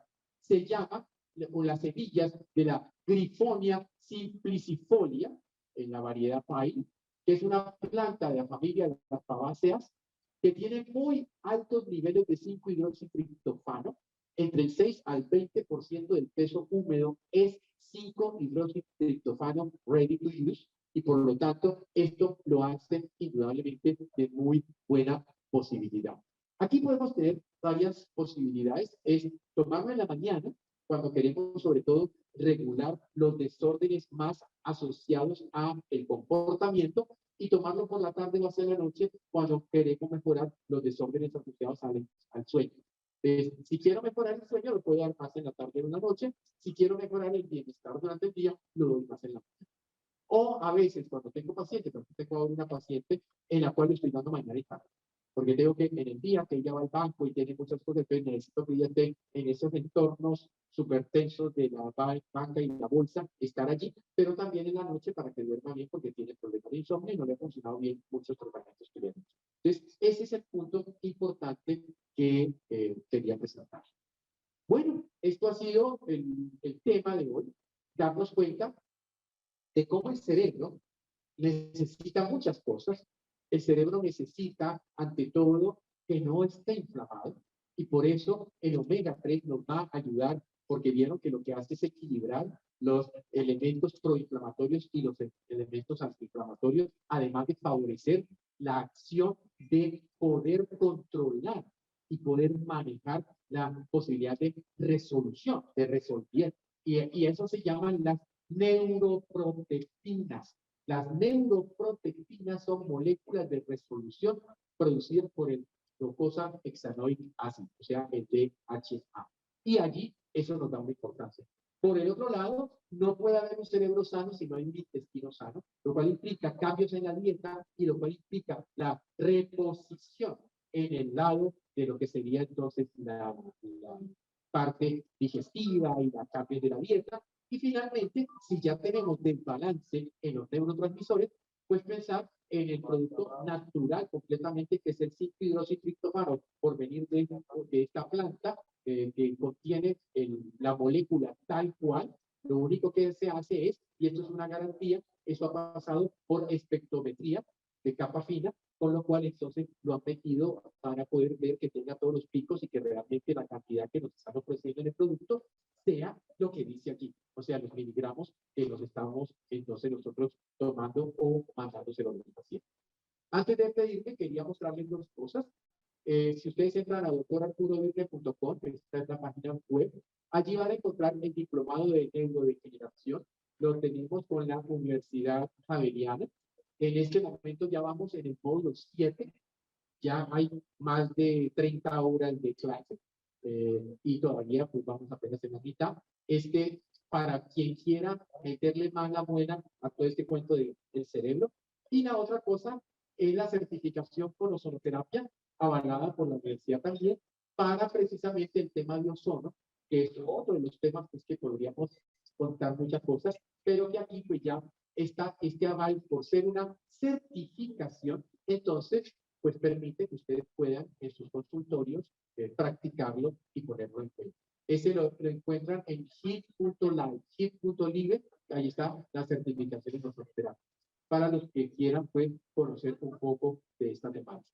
Y bueno, esto era lo que les traía en el día de hoy, ver la importancia de la nutrición celular, tanto en el cerebro, desde todo punto de vista, como también en el comportamiento.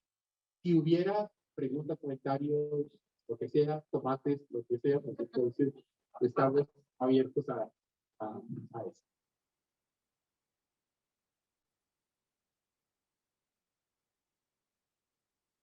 Muchas gracias por su gran valioso conocimiento. Doctora, como usted sabe, por el podcast, si nosotros la mayoría de nosotros, un 50% de los pacientes con depresión, ansiedad e insomnio, eso como dicen inmunología, los que dicen maravilla, pero la vida cosa es que ya muchos colegas están empezando antidepresivos físicos o inhibidores de la recaptación de serotonina. Y como recapta serotonina o recicla serotonina, que a veces no tiene, y les vamos a dar un precursor de serotonina, que llegan a decir, bueno, a veces los pacientes depresivos empiezan a hacer ataques de ansiedad porque se nos pasa la serotonina de euforia, ¿no? Entonces eso lo pasamos de depresivo a ansioso, y maníacos. Bueno, le voy a dar serotonina, no, le voy a dar un precursor de serotonina, que le llama uno como la vaina. ¿Cómo la vamos a empezar? Porque es un dilema, ¿no? Pero acuérdate una cosa, ese paciente que tiene un síndrome post-COVID neurológico, lo que tuvo fue inflamación, lo que tuvo fue su cerebro inflamado, y es muy probable que el cerebro siga inflamado. Allí, por ejemplo, hay varias cosas que tú puedes hacer. Puedes hacer, si haces ozono, puedes hacer la gran hemoterapia, sacas 200 de sangre, lo mezclas con 200 de ozono a 25 microgramos y haces por lo menos una vez a la semana o cada 10 días, que eso va a ayudar muchísimo a desinflamar. La otra cosa, acuérdate, la terapia neural de cabeza. La otra cosa sería, por lo menos, arrancar con 4 o 5 gramos de el aceite del omega. Si el paciente está muy crítico, que use un inhibidor de recaptación del problema, porque hay que apagar el incendio. Ahora, esto es lo que yo siempre digo, en el concepto de medicina integrativa no estamos en contra de ningún fármaco. Cuando un paciente está muy crítico, necesita un fármaco. Pero una vez que ese fármaco apagó el incendio, rápidamente pasemos a otra cosa que no sea que se quede pegado allí. Además, tú te acuerdas de unos estudios hace ya por ahí casi 10 años de Harvard, que demostraron que todos los inhibidores de la recaptación, 6 meses después de suspenderlos, el paciente volvía a entrar en depresión. O sea, no servían. Servían mientras el paciente lo tomaba. Por lo cual, pueden entonces actuar muy bien, controlas y luego vas saliendo. Pero yo, antes de empezar con eso, arrancaría desinflamando ese cerebro. Y entonces aquí es donde tú podrías trabajar con dosis altas de 4 a 5 gramos de omega, más otros procedimientos de medicina biológica que conozcas que te ayuden a manejar pues, yo creo que aquí tenemos una situación, yo lo invité, no sé si está para acá el doctor Sergio, que es psiquiatra y es homeópata, es un hombre muy interesante, muy culto y sabe mucho. Pero pasa, como los pacientes llegan con 5 antidepresivos, uno está, uno le da miedo a tocarlos, porque uno dice, este paciente lleva meses tomándolo, ¿no? Entonces, mi pregunta sería, profe, ¿no hay a ese paciente no le da tiempo. A ese paciente no, arranca acá, arranca con microbiota, arranca con dieta, arranca con eliminación de todo lo que llamamos las excitotoxinas, ¿no es cierto? Que tienen que ver con muchos de estas cosas como el glutamato monosódico, cosas por el estilo, pero no le des todavía 5-HTP. No, el 5-HTP, cuando tienes un paciente farmacotizado, hay que tener cuidado.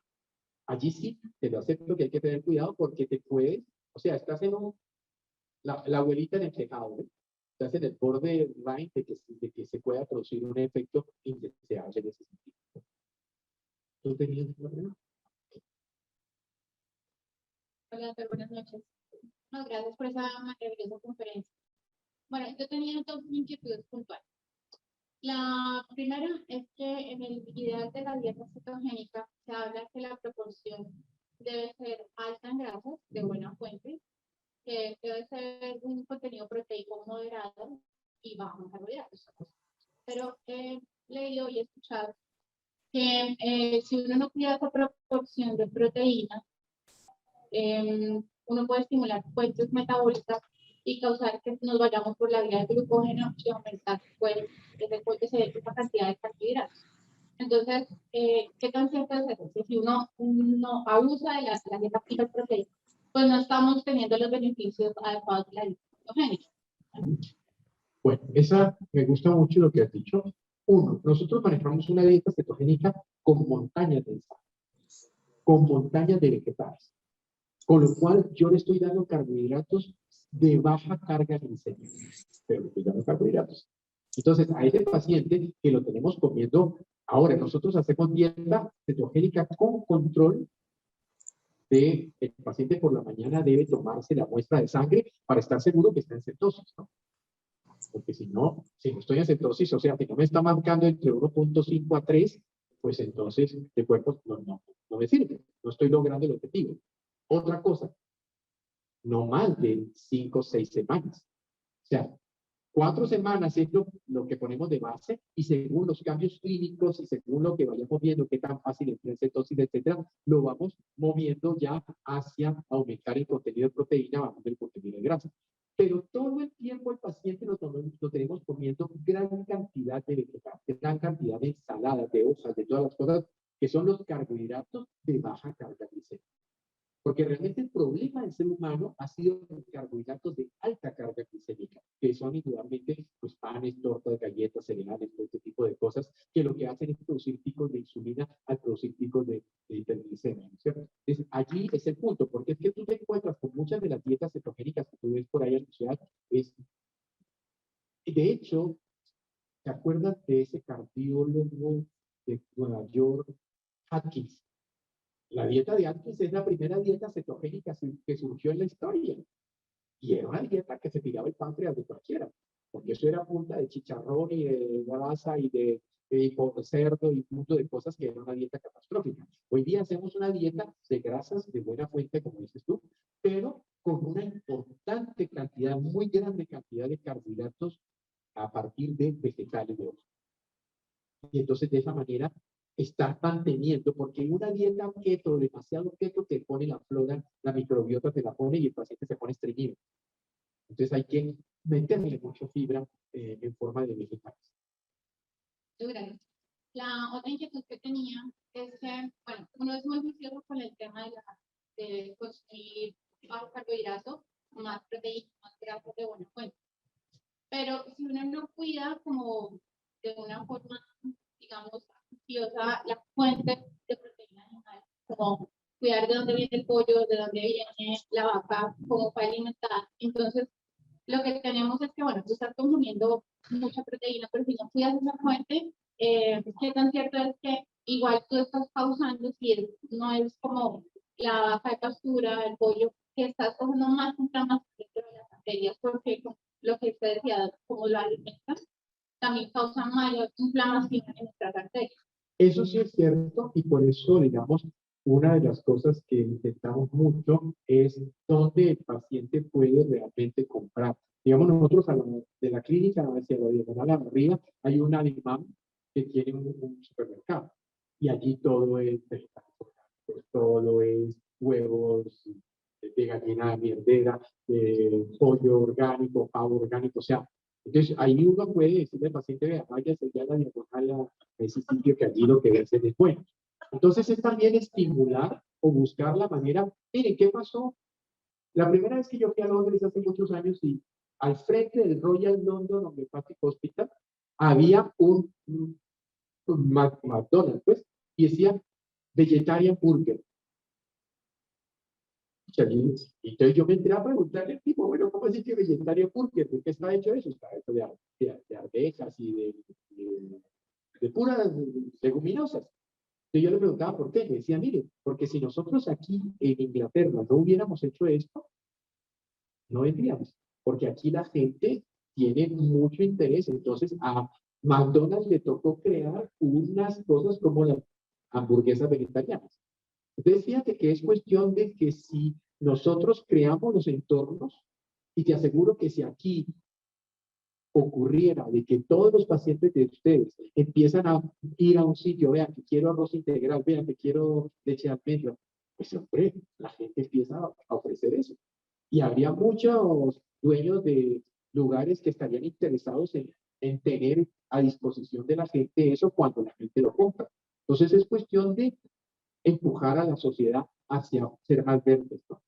Es lo que nos podría ayudar muchísimo. Bueno, la pregunta es muy puntual.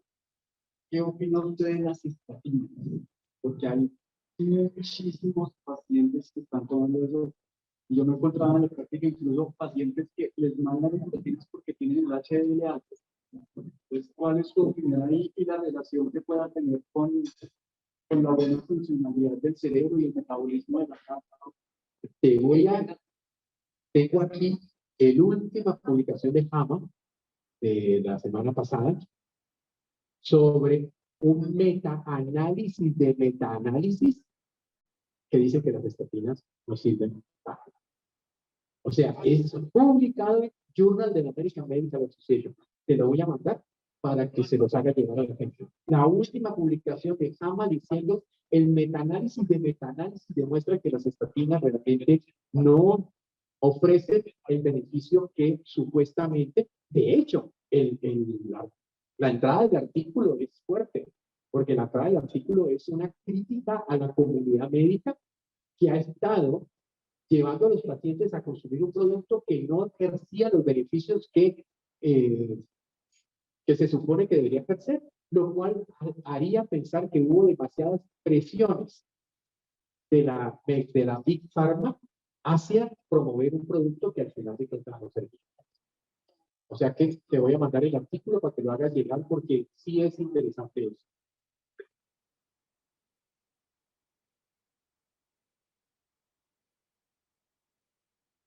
Buenas noches, como siempre un gusto verlo. Desde pandemia no lo había vuelto a ver. Exacto. Un gusto verlo y gracias como siempre. Pregunta el conocimiento y escritura. Siempre fan. Una pregunta muy importante. Regularmente yo siempre utilizo terapia probiótica, uso prebióticos fosfatitos, regularmente inulina. Es lo que más uso. La inulina que me toca conseguir a mí siempre es la del mercado libre, que realmente prebióticos en el mercado no hay, excepto pues el pipí, bueno, pues cosas que son temas netamente alimentarios. Pero sí tiene mucha relación, por ejemplo, con lo que estaba diciendo en este momento.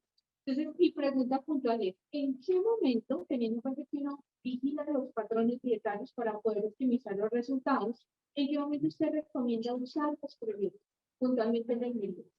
Yo realmente soy muy amigo del concepto simbiótico, ¿cierto? Es decir, yo soy muy amigo de que los probióticos vengan con prebióticos.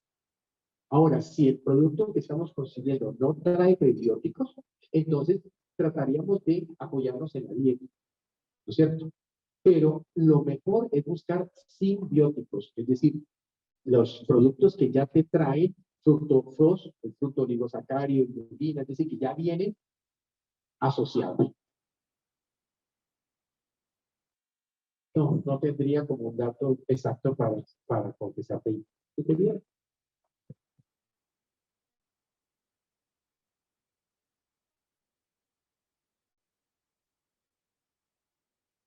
Buenas noches, doctor. Muchas gracias. Quiero complementar algo del comentario que se hizo acerca de las estatinas. El colesterol es algo indispensable para el funcionamiento del cuerpo, principalmente para el cerebro. Las membranas celulares dependen de él. El problema es el tipo del colesterol y la vía de reductasas que se va activando y que termina en la generación de sustancias que no queremos. Entonces, el artículo de Samba es un artículo muy interesante, es un artículo importante para empezar, pero debemos analizarlo también a la luz de los sesgos que en él se manejan. ¿Por qué? Porque lo acabo de decir hace un rato, este tipo de medicamentos, las estatinas, los citratos, todo lo demás, sirven para apagar incendios. Entonces, el paciente mejora en el perfil lipídico, ¿cierto? A expensas también, por supuesto, de sacrificio de colesterol y otras cosas que ustedes saben que hay que suplir, pero lo más importante es insistir en el consumo de grasas saludables, ¿cierto? Y principalmente en el cambio del estilo dietario y del ejercicio.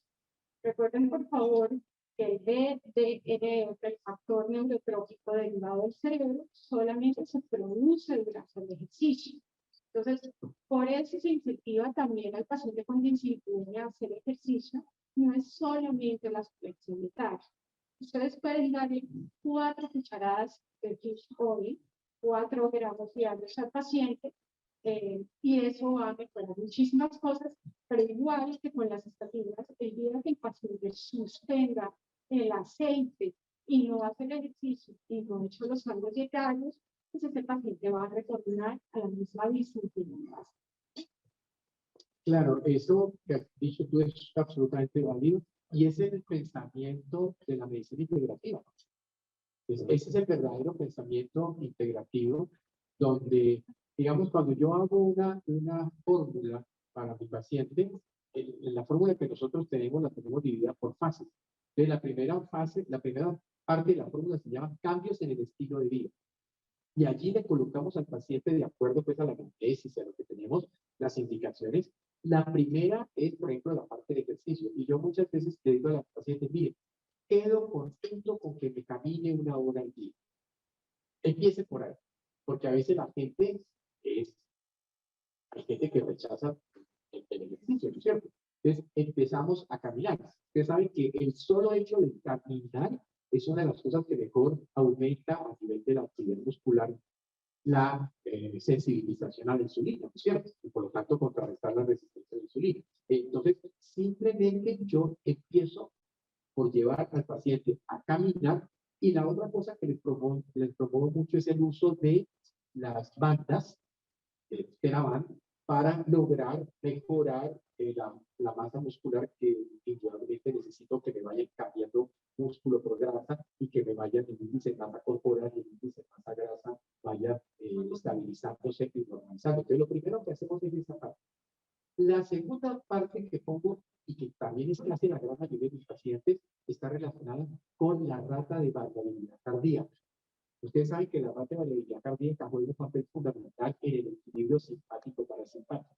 Entonces, le enseñamos al paciente, le utilizamos una técnica que incluso muchos pacientes terminamos o terminan consiguiendo, es un software que tiene se llama el Inner Balance, esto es de HeartMath de la Universidad de California. Entonces, con el Inner Balance, esto se coloca aquí, se pone un fletifógrafo de pulso en la oreja y el paciente empieza a respirar. Y entonces, después de que él va haciendo eso, entonces uno va teniendo día a día sus valores, esto lo puede llevar a gráficas y te puede mostrar entonces o vas aprendiendo cómo activar el parasimpático.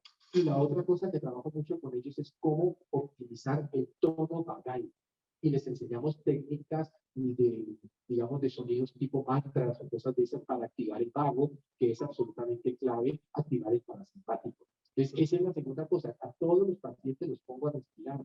A todos los pacientes les digo, cuando tengan alguna cosa que le dio rabia, que le molestó algo, 1 minuto de respiración consciente, pensando en el aire que entra y pensando en el aire que sale. Esa es la segunda cosa. Luego, el tercer punto de la fórmula es la parte de alimentación. Entonces, según el paciente, pues la dieta de X, Y o Z, según los arreglos o los ajustes o las necesidades. Y nosotros tenemos algo que instauramos en la clínica hace bastante rato, que fue tener un chef. Porque una de las cosas que habíamos descubierto era de que el problema crítico con la dieta era la adherencia a la dieta. Los pacientes terminaban mamados de la dieta, aburridos de la dieta y sacaban la toalla.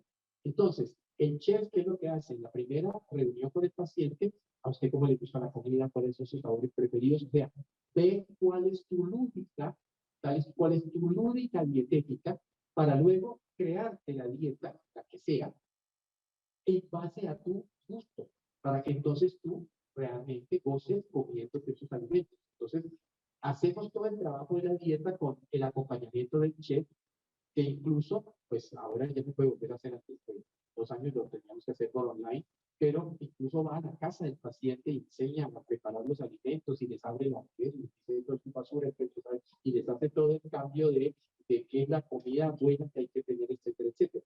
Y luego ya vienen los medicamentos y las cosas que uno vaya a hacer, y el último punto es sobre el suero, sobre el hormono, o las demás cosas. O sea que nosotros hacemos una fórmula que realmente es integral. Y lo que tú dices es cierto, o sea, tomar fish oil y no tener síntomas de sentido. Porque sería como tomar cualquier medicamento, pero no corregir las cosas que te llevaron al desorden o a la patología.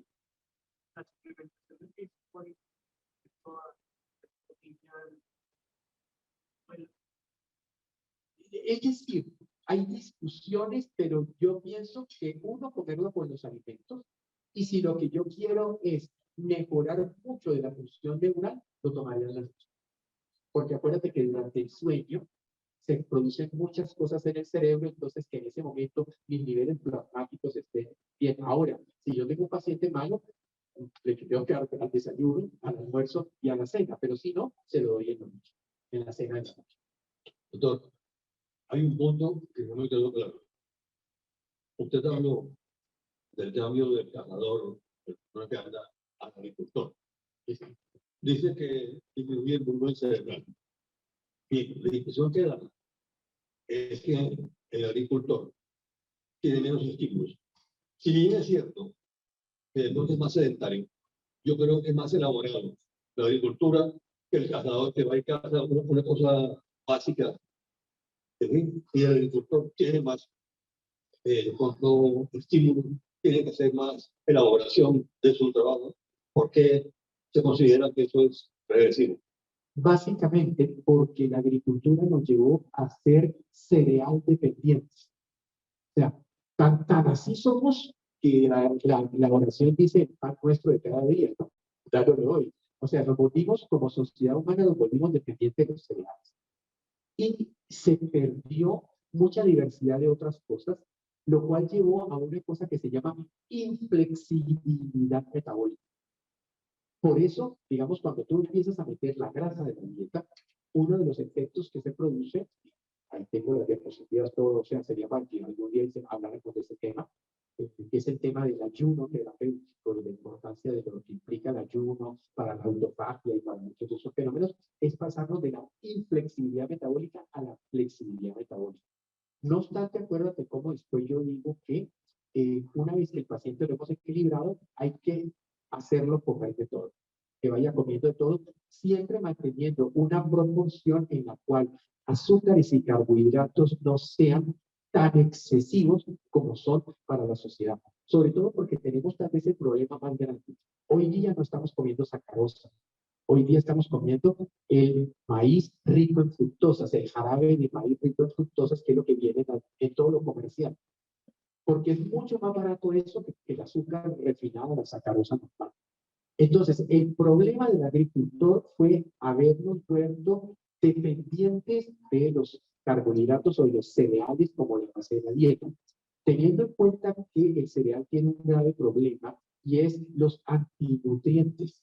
Básicamente, el gluten y las lectinas son moléculas que la planta fabricó para dañar el intestino del insecto que se lo come, dañando las sodulinas y las zonas estrechas, que también las tenemos nosotros. Entonces, así como se dañó el intestino del gusano, se dañó el intestino del humano. ¿No es cierto? Y saben verse las cosas del gusano y del humano. Dañamos el intestino por sustancias como esto. Ahora, el problema con el gluten es que por mucho tiempo pensamos que lo importante del gluten era la enfermedad celíaca. Y la enfermedad celíaca realmente es un grupo pequeño de población. En cambio, un 60% de la población puede ser sensible, no son alérgicos no tienen respuesta autoinmune, tienen respuesta proinflamatoria, porque tienen sensibilidad al gluten y eso sí puede ser cualquier cosa. Y créanme una cosa bien importante en esto del cerebro. Si tú comes gluten y el gluten no te está dando síntomas digestivos, te está comiendo el cerebro. Lo que se pudo demostrar, Alessio Fasano de la Universidad de Harvard, tiene unos estudios que demuestran que cuando tú no haces manifestaciones intestinales por el gluten, no te infla, no te sopla, no te pone con esa cosa, te está afectando ese sistema nervioso.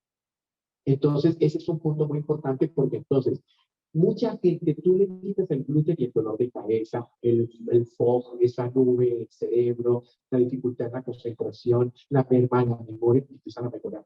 Los niños autistas, hay que quitarles el gluten. Los trabajos que hay en este momento y las publicaciones que hay sobre gluten y autismo son realmente sorprendentes. Y no quiere decir que el autismo sea producido por el gluten, no, el gluten es una de las muchas causas que habría que mirar también en el espectro autista, ¿no? Que es una patología como todas las neurológicas multicausal, multifactorial. Pero yo pienso que el problema de la agricultura fue que nos volvió cereal dependiente. Porque si tú te miras a una persona normal, come 5 veces al día cereales.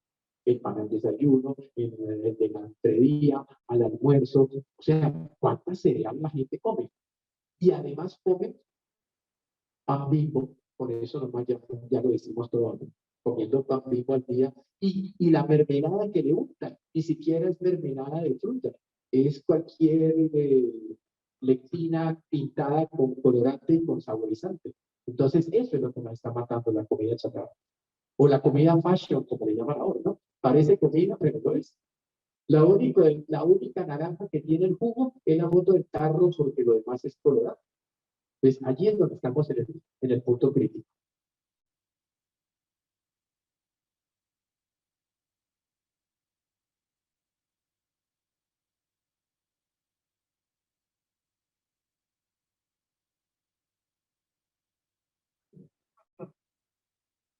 Doctor Oviedo, gracias. Muy amablemente por compartir esta información.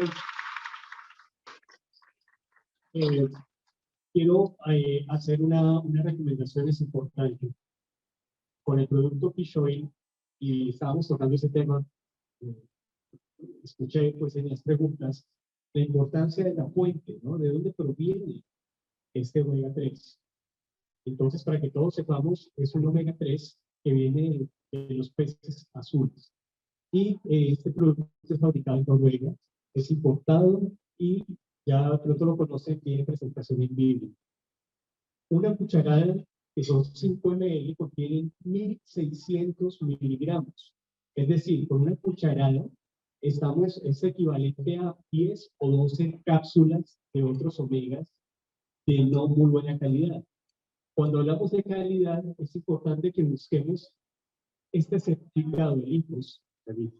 Este certificado de IPOS es el que garantiza que es libre de metales pesados y la pureza como tal y la concentración del omega 3. Entonces, hemos visto efectos colaterales cuando se consume omega 3 de muy buena fuente. Por eso es que es importante que costo-beneficio, Fish Oil es un producto de muy buena calidad y buen precio. Entonces, para el tratamiento de esos pacientes es importante que lo tengamos en cuenta. Y Alejandro nos tenía un comentario para cerrar. Básicamente agradeciéndoles a todos por acompañarnos esta noche. Les quiero contar que tenemos una comisión bien interesante en apoyo con Formulaps directamente. Por favor, consúltenlo con el asesor que cada uno los atienda. Tenemos un 6+1 y a Rodolfo en las 3 presentaciones, 15, 30, 60 cápsulas. Y soy por 200, por 500 ml y en 5 HTP por motivos de evento. Perfecto, muchísimas gracias nuevamente.